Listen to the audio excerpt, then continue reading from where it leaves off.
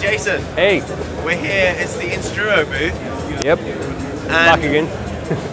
You've got a bunch of stuff. Yeah, I've been basically living in a cave the last year developing, so this is the big launch for quite a few new products. So a few older ones that are now larger scale production, so they're going to be much more readily available through retailers soon. New website coming, so all the modules that you see will be available direct. So up until this point, you've only been doing stuff direct, right? Pretty much, yeah. Like I had my first oscillator, the Troika, which is a triple voice all analog. It's widely available. This one with the new black plate. I've got a limited run of these new looks available. So anyone that has an existing Troika can get in touch, and I can send out a replacement plate if they prefer the black and gold look, because black is the new black, I guess. Brand new. Specifically, we're going to look at the new complex oscillator, so CSL. This is a brand new complex oscillator we've been working on, which kind of combining a lot of what I've been developing over the last few years. So the sawtooth core oscillator circuit I use for the Troika. That's what the top voice is here. The second one is a new triangle core voice, all discrete components. I also have the baby brother of it here, which is the TSL. So this is just a 6 HP single voice all analog oscillator. So this is like basically the one single core that is in the CSL, but the CSL contains a complex modulation bus that allows for some. So for a complex oscillator, it looks quite small. Yeah, it's 20. To fit everything in. It was, yeah. Actually, the first revision I think was going to be trying that size, but it was ended up too many of the tall trimmers. So I just spaced things out a bit, and kept with a bit larger controls to try and keep it as performable as possible, but still with as much variable outputs and internal routing as I could get. So the entire thing is analog signal flow, and all the buttons are read digitally to control switching and routing.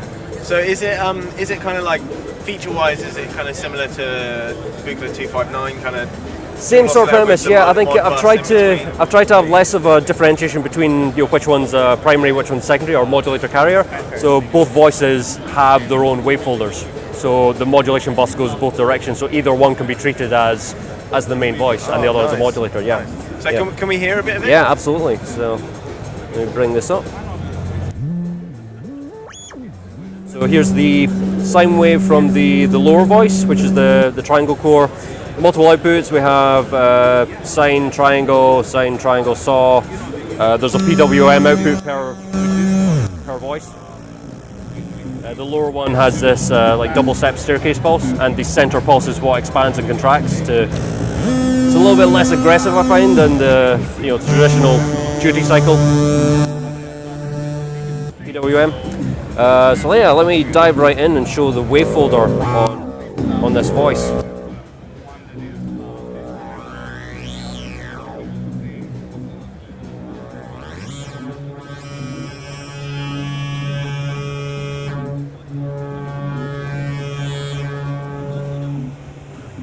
Yeah, it's slight variation on the wave folders I've been developing with my previous toner module and the new TSL. It's actually driven by an exponential VCA, so the sine wave goes through a VCA, fade all the way down, and it's silenced completely. So you can strike that with a short decaying envelope and get like the really powerful plucky, the percussive sounds. Yeah, let me dive right into the modulation bus and routing. So each sine wave is by default normalized to the FM inputs of each oscillator. They can be linear or exponential via switch. So if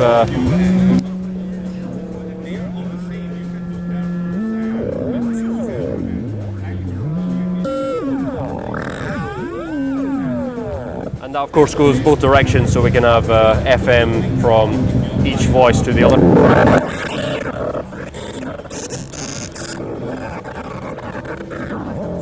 Some really complex interactions. Like looping like one into the other, and then that one's going back into the other. Exactly. So really so wild cross modulation. Some weird waveforms.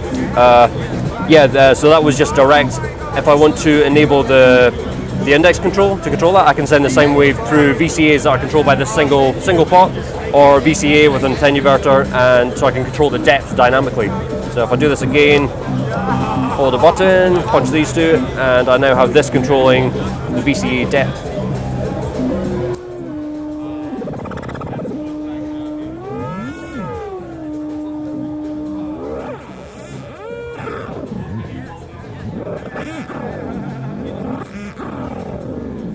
And this FM bus is also combined with the modulation bus, where I'm able to send the sine wave not only to the FM controls but to 2 destinations on the wavefolder parameters. So it can patch in and jump into the symmetry offset, or it can control the waveform depth. So one fun way to use this is if I route the modulating sine wave through the VCA to the wavefolder, mute the original oscillator's wavefolder,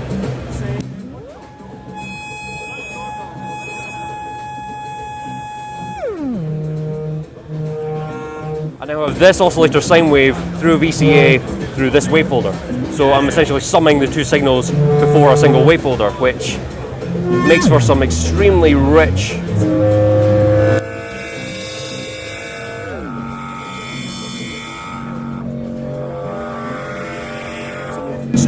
textures, but are radically different from patching it in to control the waveform depth, for instance. It tends to have a bit more depth to the sound. And this can all happen simultaneously to each wavefolder on each voice, simultaneously cross direction.